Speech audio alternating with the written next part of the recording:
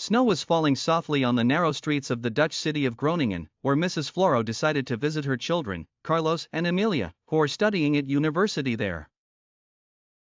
It was the first time they had met in months, and the reason for this visit was to celebrate Christmas together as a family. She was preoccupied with the idea of getting together again, as they did when they were younger, when the evenings were filled with laughter, family conversations, and exchanging stories. Floro arrived at her children's apartment the morning before Christmas. Carlos and Emilia greeted her at the door with warm smiles, but she soon felt that something was off. At first everything seemed perfect, the Christmas decorations hanging on the walls, the lit Christmas tree in the corner, and the carefully wrapped gifts underneath.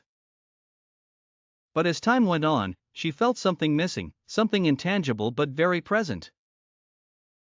After lunch, the family sat around the large table in the living room, where the atmosphere was supposed to be full of laughter and conversation.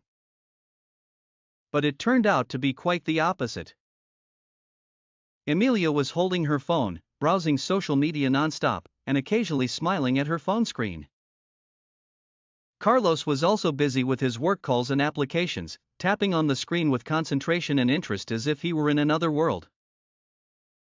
Floro sat between them, holding a warm cup of tea in her hands, feeling strangely alone in the middle of this session. Words were few, and communication was almost non-existent. Floro repeatedly tried to start a conversation. "Emilia, how was your studies this semester?" she asked her with an optimistic smile. Emilia raised her head for a few seconds, to respond with a short answer, "Everything is fine, Mama," then returned to her phone without further details. Floro turned to Carlos, asking him about his latest project. "What about you, Carlos? I heard that you are working on something important in your studies."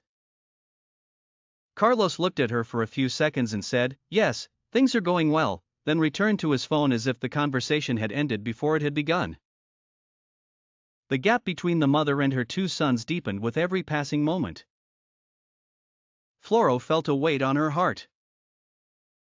They were all in the same room, physically together, but emotionally so distant. It was as if each of them lived in their own world behind their small screen. At that moment, Floro remembered how Christmas had been in years past, when they would sit together around the table, talking for hours about their dreams and thoughts, exchanging laughter and stories. Floro quietly got up from her seat and went to the kitchen to prepare some sweets she had brought from home. She wished that this moment would be an opportunity to bring them together again. When she returned, she placed the plates on the table and said with faint enthusiasm, "I have prepared some sweets for us that you loved when you were young.